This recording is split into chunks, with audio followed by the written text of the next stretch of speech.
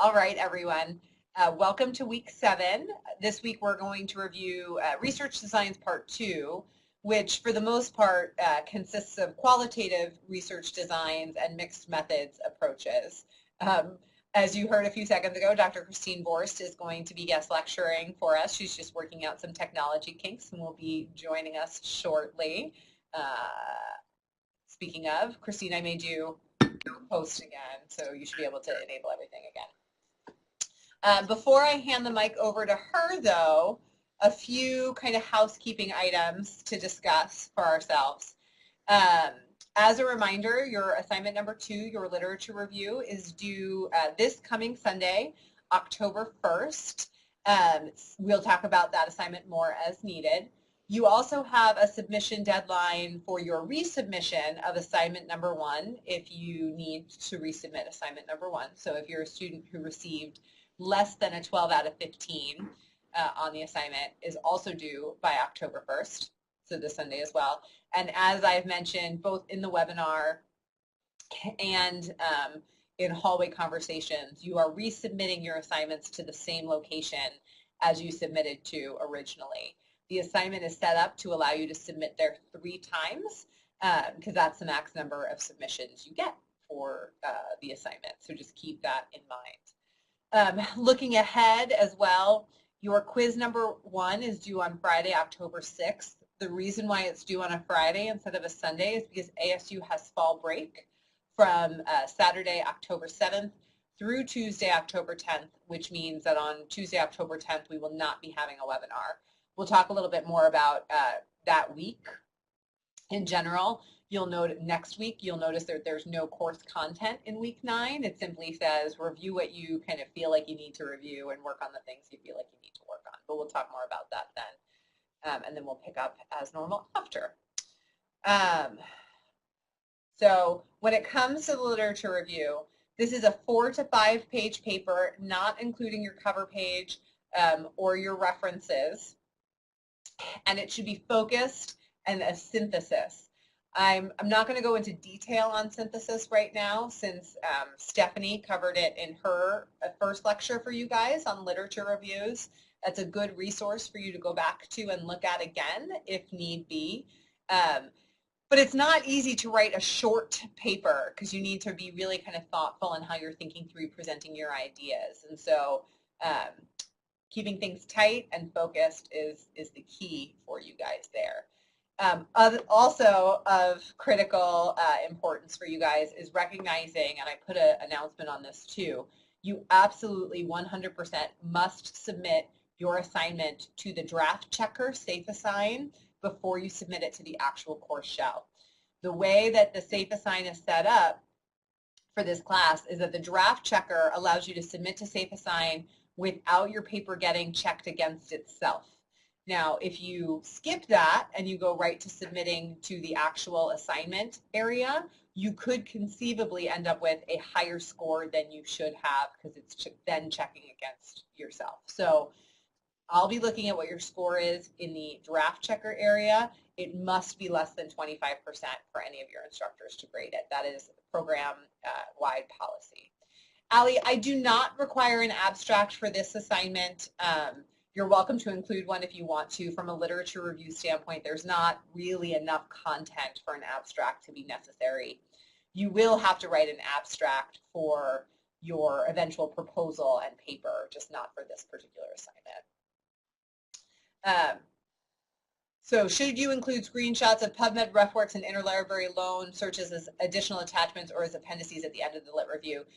Your preference in that regard. I find it easier, and I know some students have articulated challenges with uploading multiple files to an assignment area, so I find it easier to do it as an appendix, but I will grade it in either way. It's more important that it's just there.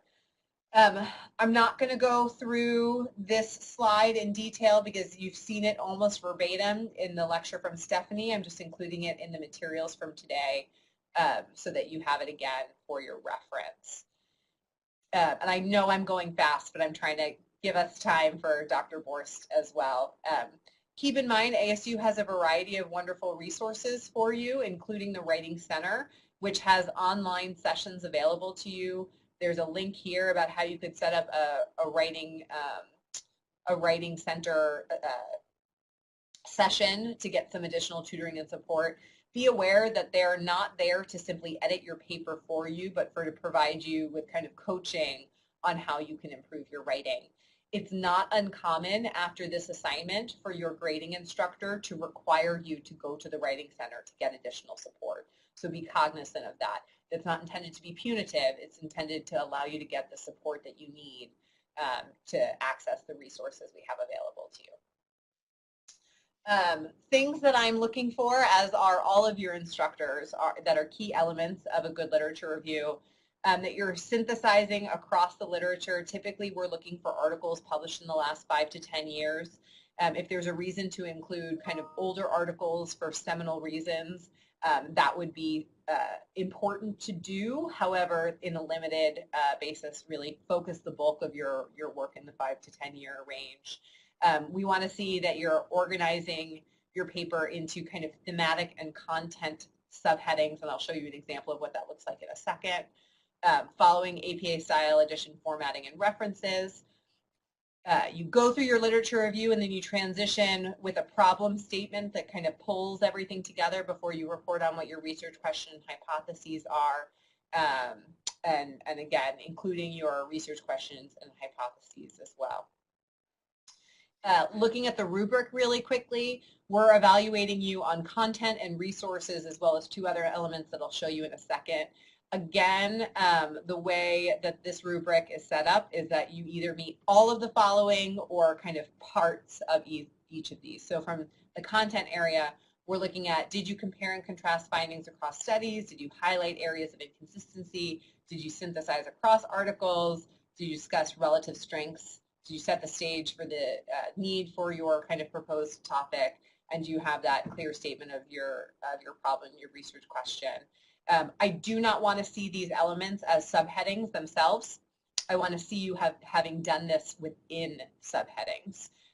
So the subheadings should be more about the content that you're covering. Things like chronic pain and opioid misuse, as an example, would be an appropriate subheading rather than strengths and weaknesses, as an example. Under the resources elements, we're looking that you have 10 to 15 references.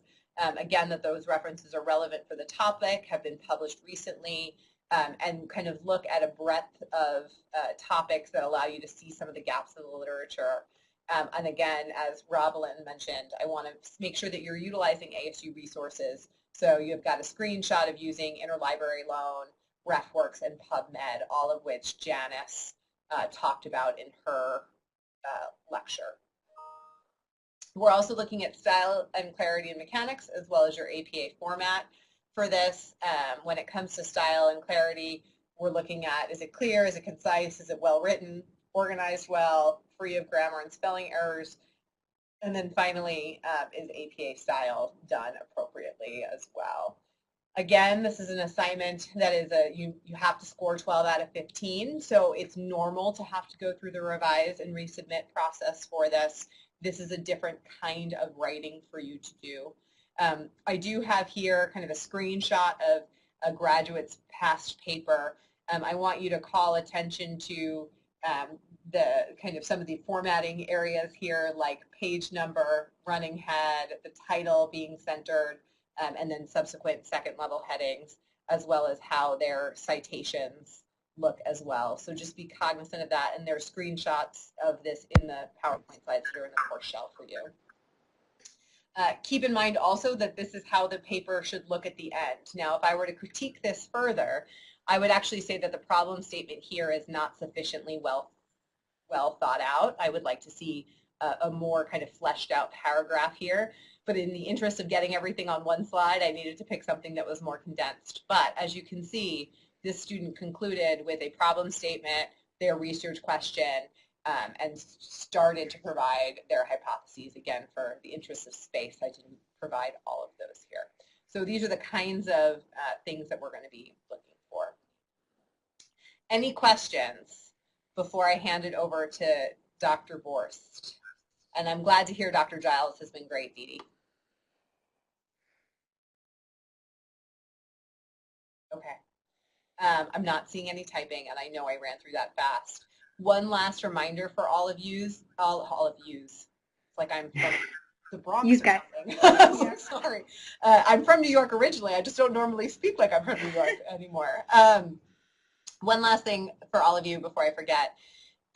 We recently turned on the feature in Word or in Blackboard that both allows you to individually email each other. I know that would have been helpful for you guys when you were trying to do the group assignments, but also allows you to individually email your course instructor. So you should be able to, from the shell, just email Dr. Giles if you're in Dr. Giles's group.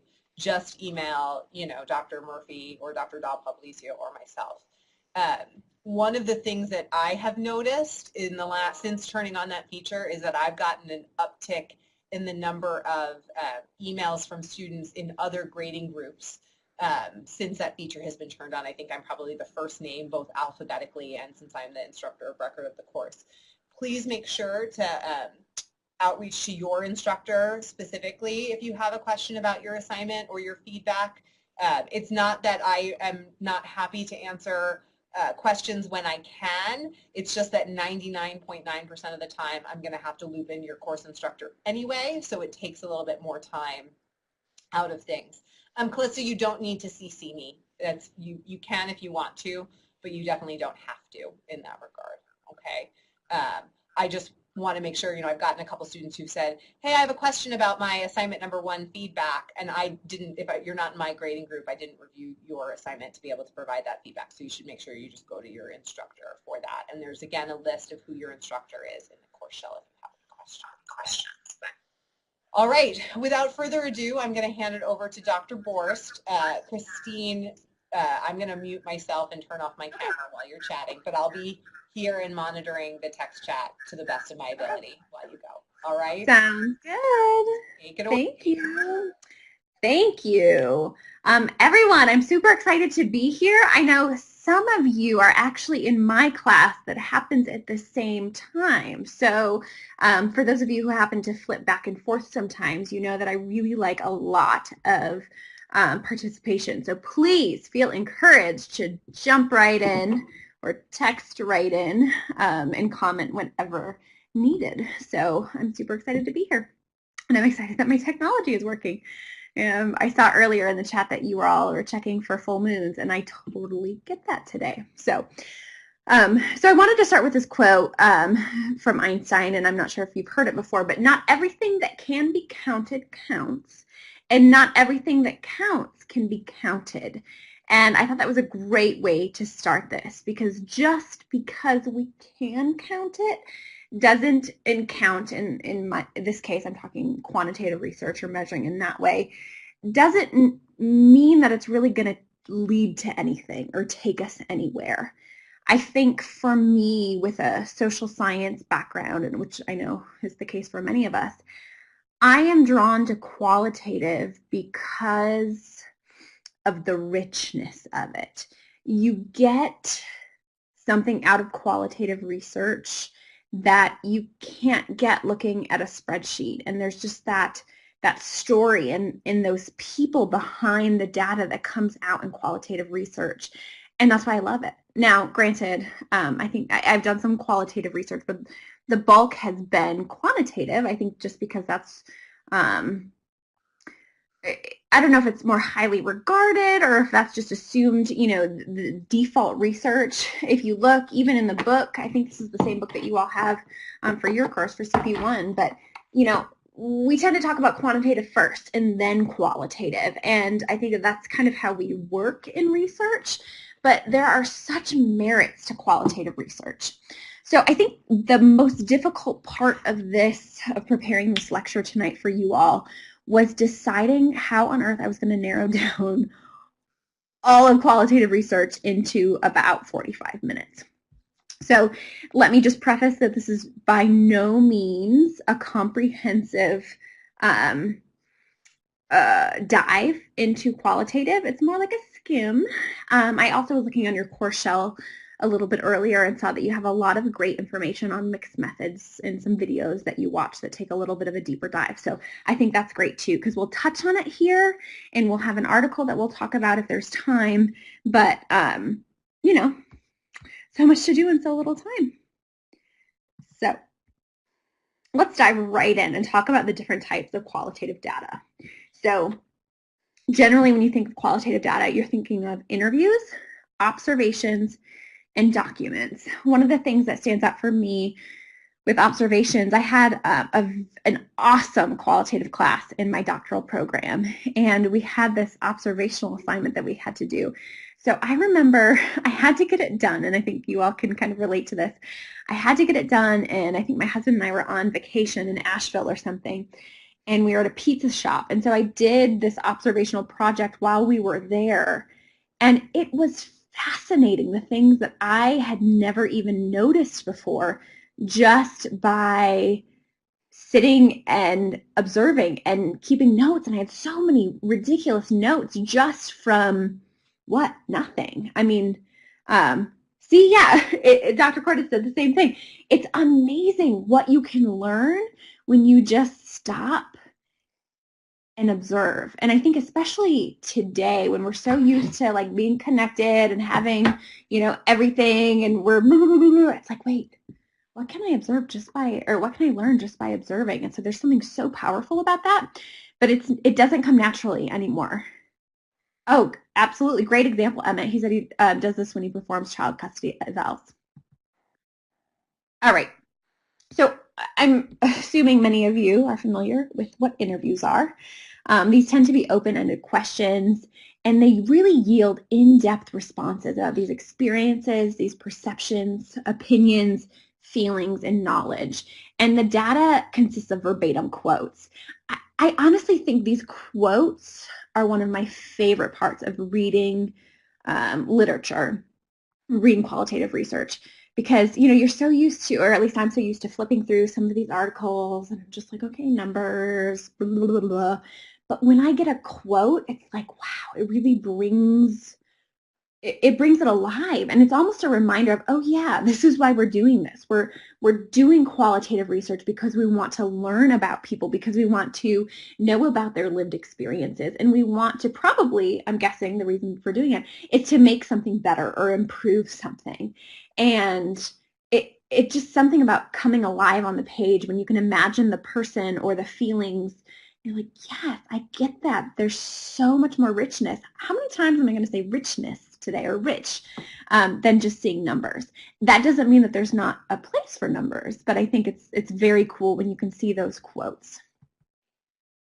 Like we talked about, observation is that field work. So you're literally describing the activities, behaviors, actions, conversations, everything that's going on. I mean, I challenge you, next time you're out in a public place, to do this. Just sit for 5 or 10 minutes and observe and see what sort of patterns arise and what sort of things you learn about human behavior. It's fascinating.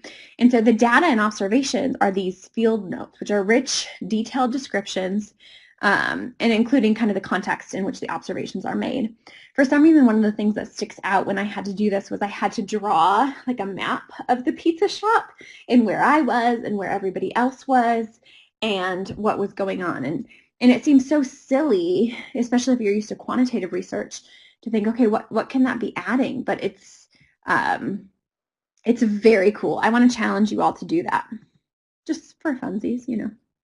And then we can use documents, so written materials, other documents from records and correspondence, official publications, reports, personal diaries, letters, memorabilia, written responses to open-ended surveys, and then the data is excerpts essentially from these documents.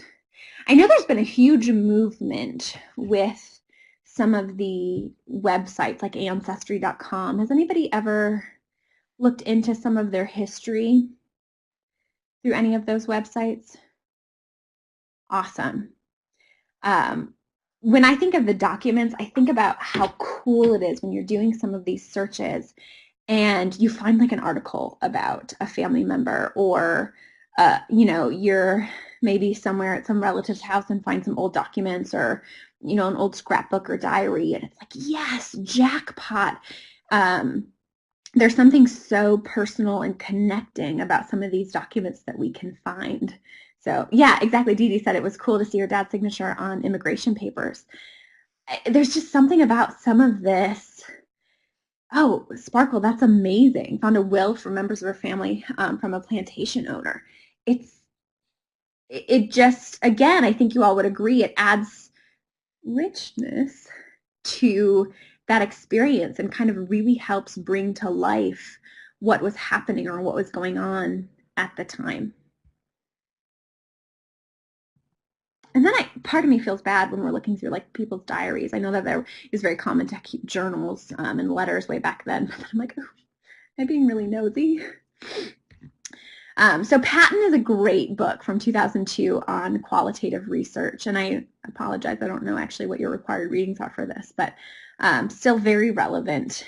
And the author says it's common in qualitative analysis for mounds of field notes and months of work to reduce to a small number of core themes. The quality of the insights generated is what matters, not the number of such insights. So you may spend a lot of time. Qualitative research can be time-consuming. So you may spend a lot of time not only collecting data, but then sifting through the data. One of my first experiences with research was in undergrad when a faculty member and mentor asked me to participate in or to help be a research assistant. And I spent so many hours with this pedal connected to the computer, and I would push the pedal and the interview recording would go so that I could transcribe it. And I mean, it was hours of transcribing. I'm not sure how far transcription software has come. I'm almost positive we could probably do things. I mean, if I can voice text to my phone, I'm sure that we can keep track of that along with, yeah. So I was literally sitting with headphones and a pedal typing. Thankfully, I'm a quick typist as they're going. And then we still had to go through all of that data. So thankfully, yeah. Now, and I think Dr. Cordes just said it's come a long way, but there's something about hearing it for the first time yourself too, you know, that really adds to that piece. Because you can hear like inflections or, you know, so I think it's easy to kind of pawn off on an undergrad, which is exactly what happened to me. But it was cool for me to be like, oh, I'm getting so much more out of this, I think, than I would just reading it on paper. So, but, you know, you got to get your research done too. So I loved this. This was how Patton put it. If you want to know how much people weigh, use a scale. If you want to know if they're obese, measure body fat in relation to height and weight, get your BMI, and compare results to population norms. If you want to know what their weight means to them, how it affects them, how they think about it, and what they do about it, you need to ask them questions, find out their experiences, and hear their stories. So I would love to hear from you all. Why do you think that would be important? Obviously, there's merit in knowing how much people weigh and keeping track of that. There's merit in knowing how much, you know, what percentage of a clinic is overweight. Why would it be important to know what does it mean to them? How does it impact their lives?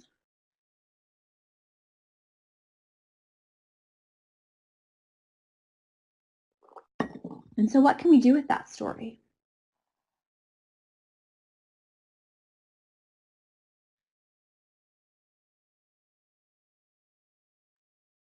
So Amber said she loves that last quote. She studies trauma and domestic violence. Okay, so knowing what impact is on their lives firsthand and to be able to be helpful in treating them. Great. So Alicia, there's so much that goes into why a person may battle with their weight. So medical issues, family issues, coping mechanisms. And Robalyn and Emmett, absolutely. So you can use this information to help intervene. Because what you know, what one person's barriers are may not be what another person's barriers are. And so if we're making these huge general assumptions, we may not be getting to the core of the issue, which means we may not be helping effectively. let's see, the information brings the research to life for interventions. And asking, Shelley, I love that perspective. So it may even be an intervention in itself with the participant saying, I care enough to hear your story. We really want to do a good job at this clinic, for example. And so making that connection or maybe helping them feel heard may be an intervention in and of itself. And right, Allie, without that insight, it may be difficult to decide on an effective intervention. So maybe this might be a stepped process. Maybe you're going to do a little qualitative pilot to really understand, what are a lot of these issues and concerns in the specific clinic so that I can design an intervention effectively. Awesome. It aligns with motivational interviewing and focusing on values and interests towards the target behavior. Great. You guys are so interactive. I love it. Okay, so we're going to talk about a few of the theoretical orientations in qualitative, they really are, in qualitative research. So the foundational question, if we're talking ethnography, and again, you have this all in your book, and also Google is very helpful if you want to dive in and understand a little bit more about any of these. These scholars, I love when I throw Google out as if it's like the most scholarly thing on the planet, but if you're looking for some good, fast information, I would recommend that in conjunction with the academic materials provided by your professor. So ethnography. The foundational question of that is, what is the culture of this group of people? Yes, please. Please do not use Google as a source. Only if you want to use it to learn more for your own good. A quick Google or Wikipedia. Oh my gosh, yes. So the sources of data, like we kind of talked about, you can think about the different data that we talked about, but participant observation and intensive fieldwork is a great way to really understand what is the culture of this group of people. Phenomenology. Phenomenon. Does anybody else think that every single time? That's why qualitative is so fun. What is the meaning, structure, and essence? The foundational question, what is the meaning, structure, and essence of the lived experience of this phenomenon for this person or group of people? And I love, the thing that has stuck with me for years since my qualitative class is that lived experience. I want to know about that lived experience. Not, I want to get just a snapshot, or I want to, I feel like sometimes we get data and it's stagnant almost, like a snapshot in time. But when you're doing this essence of the lived experience, it's like, whoa, bam. I almost said richness again. But here is where you can get those in-depth interviews to capture lived experience. And, oh yeah, Dee Dee, like an anthropologist. So by raise of hands, how many of you have a clinical background?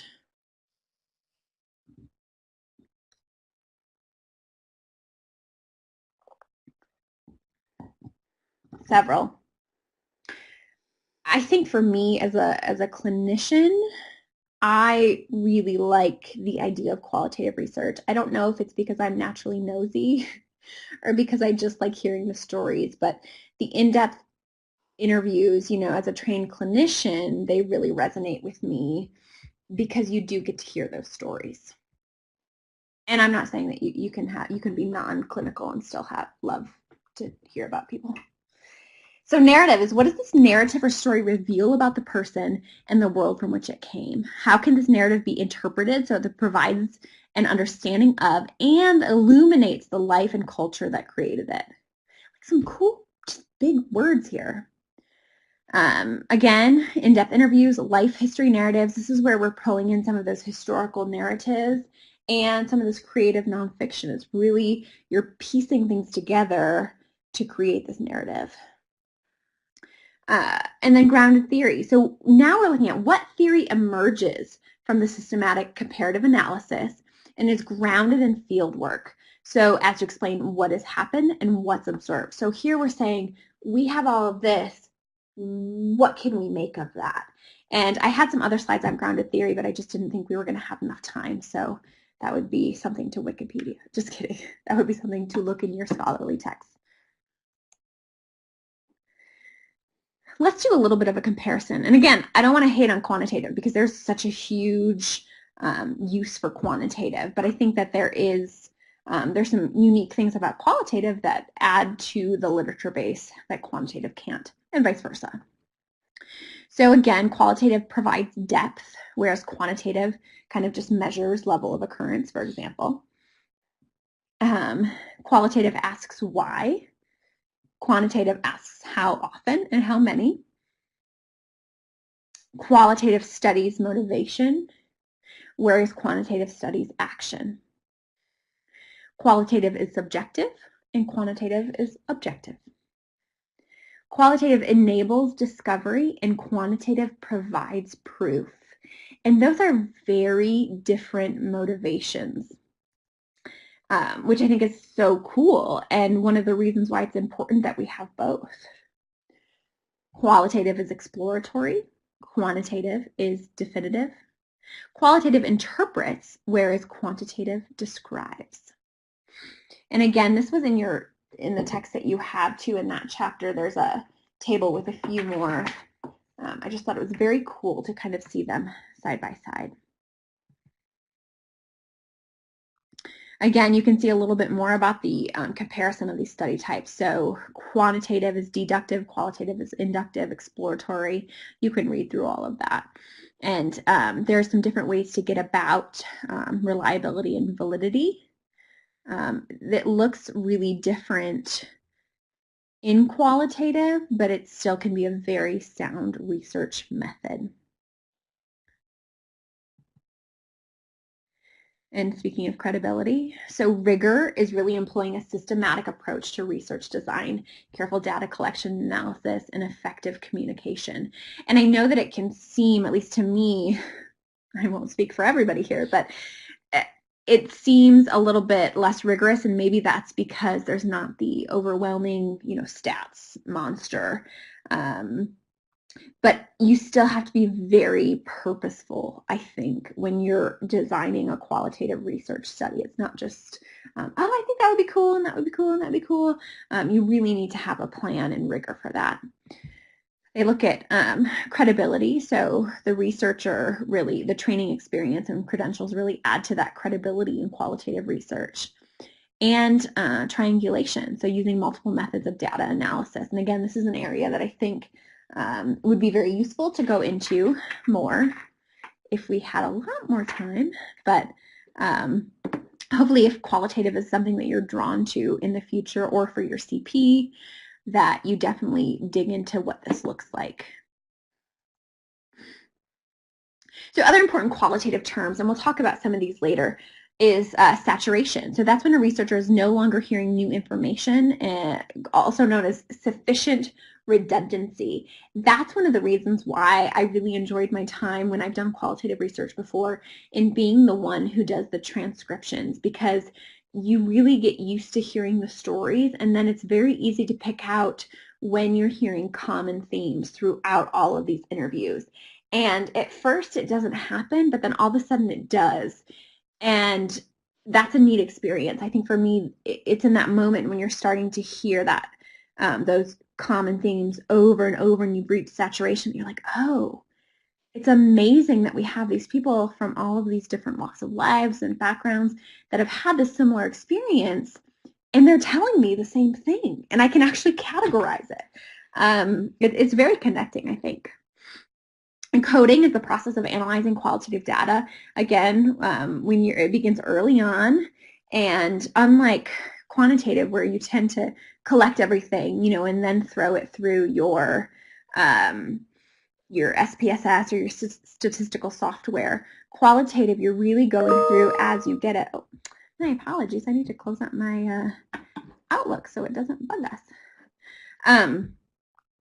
So it does begin early on in the process so that you can say, okay, have I reached this point of saturation, or do I need to keep doing interviews and keep going through information? And the code book is a detailed description of codes, inclusion and exclusion criteria, and examples of real text for the concept or category. So here is, like a quote, for example, that represents this category that we're putting together, this code, for example. And Dr. Cordes, maybe you can tell us, because again, I think I've done a lot of qualitative research with some old school folks. Is there updated software? I mean, I know there's the Newtus and there's a lot of different qualitative software, but are a lot of people doing more electronic code books these days?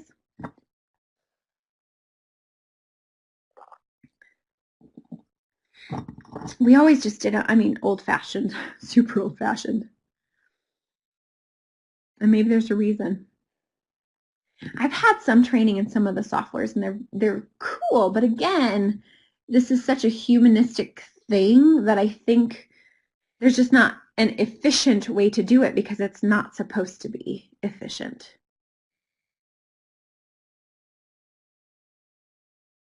Right, yes. That makes sense. All right, let me go to the next slide. I'm like quoting Einstein like crazy. This is one of my favorite quotes. Lisa, I love that. That play is the highest form of research. And I know that in my education, I tend to remember the really strange examples way more than the academic ones. So I decided to do a little this was not a good example of good rigor, by the way, in qualitative research.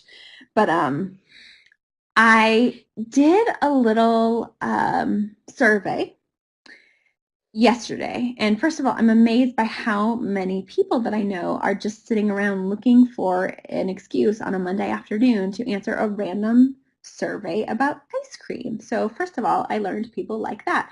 Monday afternoons when people need a break from work is probably a really good time to try to collect a little bit of data. So what I did, and you'll see we'll talk about the quantitative piece a little bit later, is I put together a very quick Google survey that asked some more quantitative questions about ice cream preference and then qualitative questions about ice cream preference. And it was a very cool experience. And we'll read through some of these. So here, first question, why do you eat ice cream?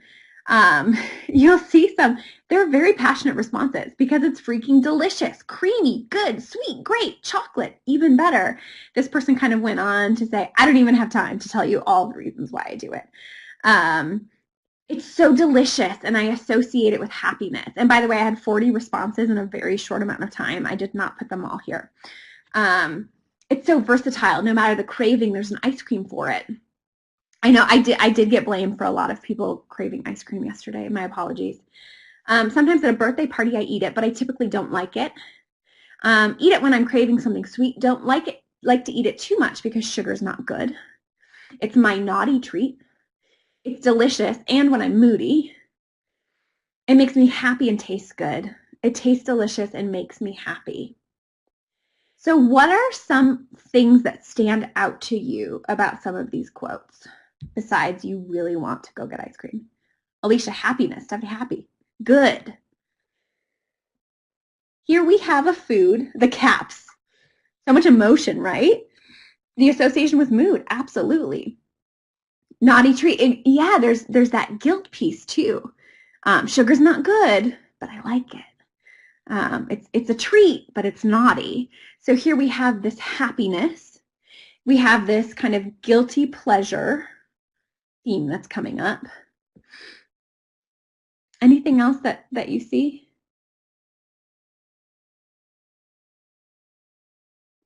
There are some good ones too. Subjective motives and experiences. Yep.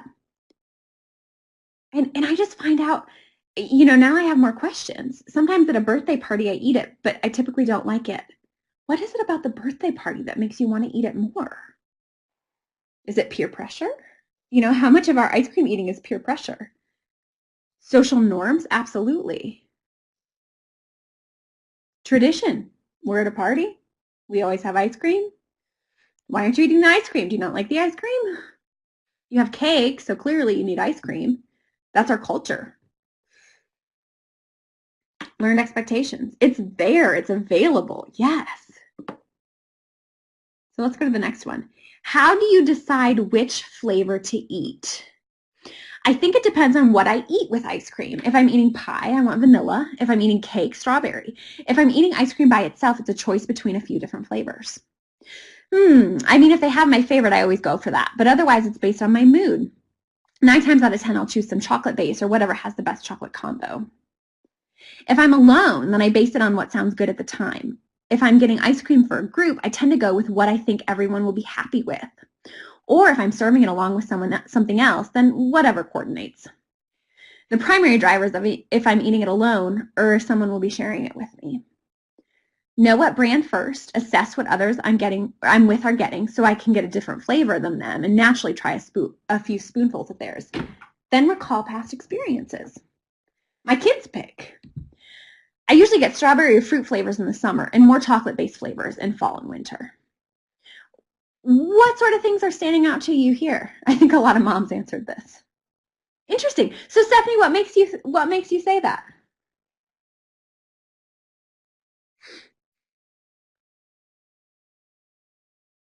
Selfless about the choice, the social component. So you're seeing a lot of what is the group doing?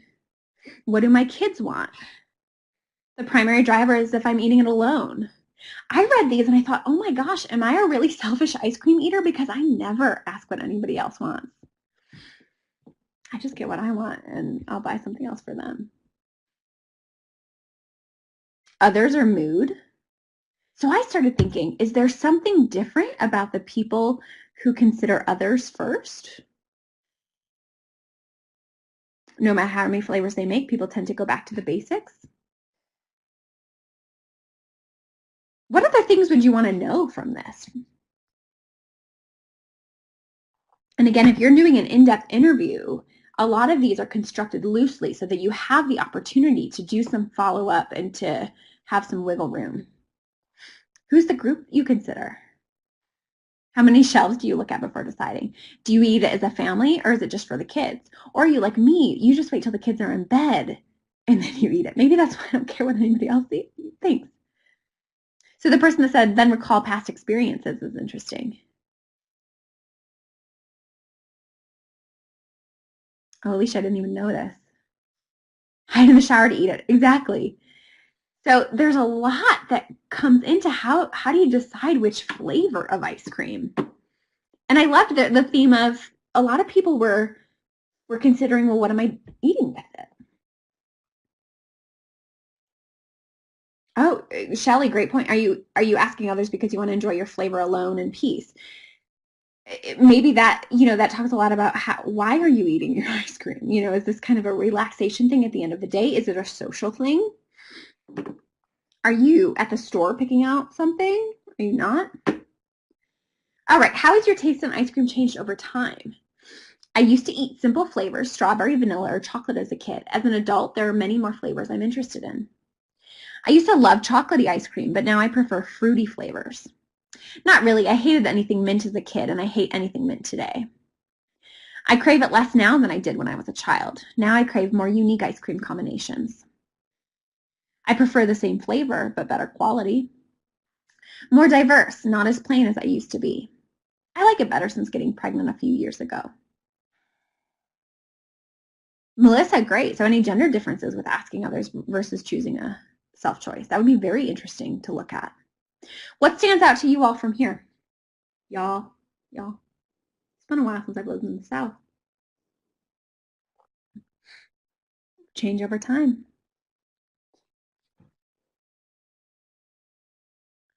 And they're kind of split. Some of them stayed the same, some of them changed. Some of them had life experiences like pregnancy, and that changed. Ice cream stands the test of time. Somebody commented, asking about ice cream is like asking about, do I like to breathe? Of course I do. People feel very passionate about this. Oh, during childhood, did they get to pick or did their parent choose? Many used to be, more plain flavors, and now you're right, it's unique. So for those who are still kind of picking plain flavors, I wonder if that's, associated with different personalities. Are you maybe less adventurous, or is it just ice cream and it doesn't really have anything to do with anything else? There was a lot that I saw about with this question, the themes that came up of higher quality. When I was a kid, I would eat whatever, but now I'm really into higher quality ice cream. We're going to stay with the ice cream for a minute, but flip over to mixed methods. I loved this from Zora Neale Hurston, who was an American anthropologist. And she said, research is formalized curiosity. It's poking and prying with a purpose. And I think that qualitative and mixed methods, they really open up to getting a lot of poking and prying done in a little bit of time. So why do mixed methods? We just talked about how awesome qualitative research is. Why bother doing mixed methods? One data resource may not be enough. Initial results need to be further explained. So you all, with the ice cream, just with those 3 questions, you brought up a lot of other questions that could be captured either through further in-depth interviews in a qualitative sense or in a quantitative sense. I want to learn more about personality, or I want to know more about demographics, or even is there an association between anxiety and how you choose your ice cream? Who knows? So you can tell them it's why they go to grad school ice cream. That's amazing. I actually, maybe I chose ice cream because of it. See, maybe I chose ice cream for a reason. My advisor in my master's program, he could always sense when we were really stressed, and some days he would say, you know what? Forget class. We're going to go have ice cream. And it was like, we were all in tears because we were so stressed out from grad school. So, getting a little ice cream was really therapeutic for us. So mixed methods, again, a second method is needed to enhance a primary method, or the project has multiple phases. I initially want to collect some very basic quantitative data, for example. I want to do some demographics. I want to do, understand, maybe basic, I'm trying to think of some scales. This should be easier. My brain also kind of shuts down in the evenings, which is a great time to teach. So say we want to do depression and anxiety, for example, or relationship satisfaction, and how does that all influence ice cream choice, for example. Or, you could do something a little bit more important than ice cream or connected. So mixed methods approaches combine quantitative and qualitative inquiry in a single research design. Quantitative analysis would provide a description of the whole sample, whereas qualitative analysis would highlight the variability within that sample. I think chances are, if you're doing a big quantitative study of, like 500 people, you're not probably going to do a huge, in-depth interview with everybody, and you'll see that in the article that we talk about in a little bit. So let's go back to our ice cream. Again, I apologize, I put this together quickly. So as a note, if you ever use Google surveys, other allows them to type in their own favorite flavor instead of just having one other. So there you can see that. I was very surprised that the most people loved mint chocolate chip. That is not something that came up in the qualitative question, right? What else do you see here that maybe is interesting to know and could be helpful that we didn't get out of the qualitative questions, or that wouldn't be useful or necessarily a good use of time, rather, to do in a qualitative setting? Provides more objectivity, frequency of consumption. Great. I wonder, depending on where they live, this was basically Facebook, and I have lived in the Midwest and the South, both of which were very, very warm yesterday.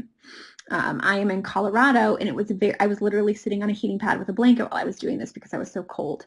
So I wonder if that would have influenced it. That would have been very cool to see. Oh no, Teresa, they're not showing. Quantity consumed. So some of these, yeah, could I ask you, okay, how often do you eat ice cream in a qualitative way? Yeah, I could, but that probably wouldn't be the best efficient use of the data or of my time if I have an interviewer, for example. Or what is your favorite flavor of ice cream? Oh, sparkle, yeah, you live in Bluebell country, so it's really important. And let's look at, maybe qualitatively, there was that big Bluebell outbreak, a couple years ago with Listeria. And it was recalled. It was very traumatizing, I think, to a lot of people. But, we need to look at some of these issues that are going on in that place in time and how is that influencing. Somebody may love Bluebell mint chocolate chip, but if I'm just asking you for what kind of flavor you like, during like the Great Bluebell crisis of 2014 or whatever it was, we may be missing out on some interesting things. Where if I'm interviewing somebody, they can really talk about, gosh, it was really tough, or I grew up with this, and so I really felt like, I had such loyalty to the brand, for example, which is a lot more information than just, what's your favorite flavor of ice cream. Okay. So let's talk about, I know the ice cream example is so silly, and you're probably all going to go eat ice cream today, so I apologize for that increase of sugar. But let's talk about using the ice cream example kind of as a metaphor. What are the benefits of quantitative data? They don't have to be in depth. And if you want to jump ahead to some of the limitations of quantitative data, we can just tackle that all at once.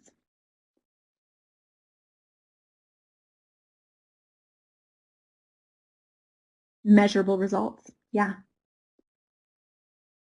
Fast, easy. Frequency of consumption. Comparison of measures. Very easy to compare. Everything came up. It was in a little chart. Again, if you're thinking about quantitative data in general, it's very easy to compare and to look at a snapshot. What does this look like? Let's talk qualitative. What are the benefits and limitations of qualitative? Oh my goodness, I keep thinking I quit all of these, but they keep coming back.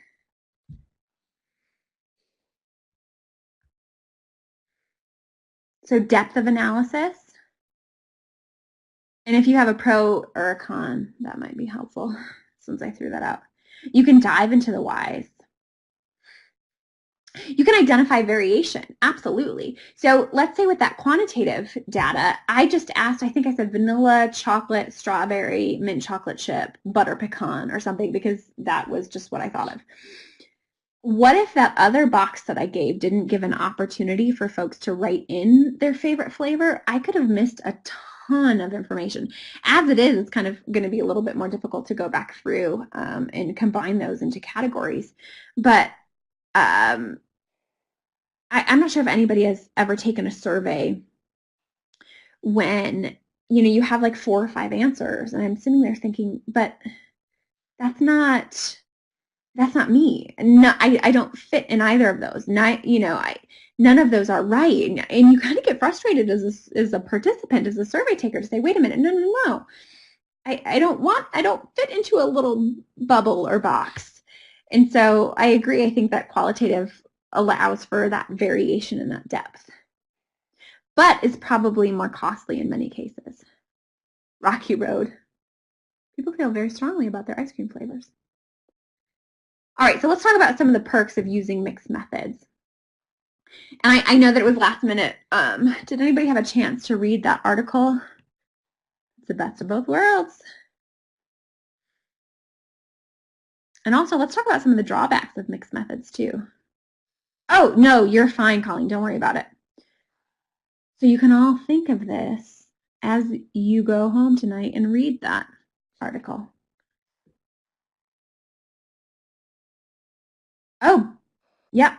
Brianna, that's a great point. You don't usually answer the questions if you don't have what you want to answer. And so that really does probably increase the dropout rate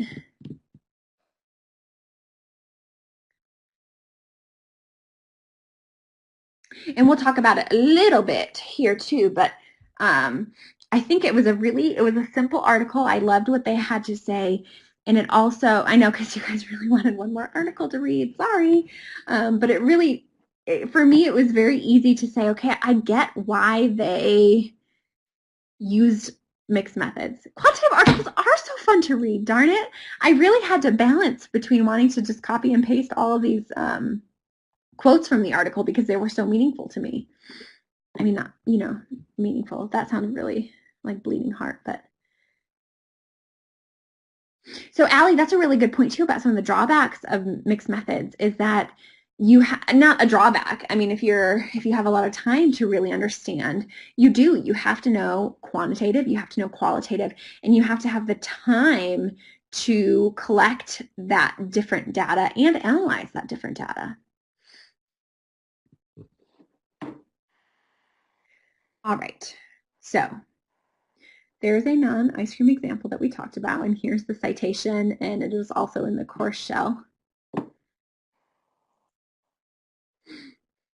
You can kind of see, and I know that we only have a couple minutes left. My apologies. I'm kind of scream for ice cream today. So you can see how they did a semi-structured interview, and this was a piece of a bigger study. And so they took participants from the larger study, did a semi-structured interview, and then kind of, you can see the decision tree here. Oh, let me use my little, you can kind of see how they broke people down into self-identified as depressed, didn't self-identify as depressed, and then the doctor rated the patient as depressed, doctor didn't rate the patient as depressed, and then these were the themes that kind of they kind of floated out. I don't know how to describe it. It's a very cool experience when you're doing the analysis and qualitative research to see how everything just kind of comes together. So my doctor just picked it up, just picked my depression up was one of the things. I'm a good patient was another. They just check out your heart and things, and they'll just send you to a psychiatrist. So these were the big themes that were coming up. And you see, what strikes you about these themes right now? Nothing may strike you also. That's okay. Perspective. Excuse me. So I think in a quantitative world, I'm used to a lot of, you have to have this very proper title for a theme, whereas these themes are very real, and you can almost hear the people saying that, and like Stephanie said, you can definitely see the perspective right away on these themes. It's not just physician-led. What am I blanking on the word of being a patient who does what they're supposed to do? But you see that, or referral. They'll just send you to a psychiatrist. Compliant, thank you, compliant. So it's not compliant patient referral. It's, I'm a good patient, or they'll just send me to a psychiatrist. But here you can see in this mixed methods, they also got these depression and anxiety inventory scores, how well the physician rated the patient, or how well they knew them, how they rated them, and broke this down into physician rated patient depressed and physician not. So there's some really cool information in this other table that we wouldn't have gotten had we done just qualitative research. Oh, my little guy here. And I know that we have about 2 more minutes left. So I highly recommend that you look at that. But I did want to kind of end on this, and this is what they said in this article. From a methodological viewpoint, had we limited the analysis to patient characteristics, a purely quantitative study, we would have missed the patient's perspective. The themes represent patient voices and allowed us to identify possible contributing factors to the dynamic process of physician-patient interaction around depression. And in their use of dynamic and that lived experience, qualitative to me is very much a living process. We are connecting humans to this information that we have. Is there a great use for quantitative? Absolutely, because you can see what happens when we pair it in a mixed method study. But I think it just breathes life into otherwise stagnant data. And that's why I love qualitative. So I'm sorry, we have about a minute left. Are there any questions? Do I prefer qualitative, quantitative, or mixed methods if either or all could be utilized for a behavioral health study? Honestly, I think it depends. I think there are some behavioral health studies that you can do a great job just with quantitative data.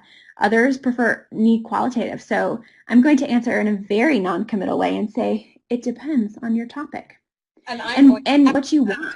Yeah, go ahead. Echo that non-committal statement and say, I think a lot of times the most appropriate methods for a project is really driven by the research question that you're asking. Yep. So there's not really a clear-cut answer. When you look at what is currently being funded from a grant perspective, I think increasingly we're seeing mixed method approaches being incorporated because of the recognition that the qualitative nor quantitative stuff on their own. I say that and will also say that randomized control trials are still considered the gold standard in a lot of ways in behavioral health research, and that is clearly quantitative in nature. So, no easy answer. I am shockingly not seeing any typing from you guys, considering how greatly engaged you've been today on the Great Ice Cream Debate. So if nobody has any questions, we can wrap up for tonight. Thank you, Dr. Borst, for coming and presenting for us today. Thank you all for being so involved. I loved it. I told you, they're a great group. So I know, they really are. But have a good night, everyone, and we'll see you all next week. Bye, everyone. Go scream for ice cream.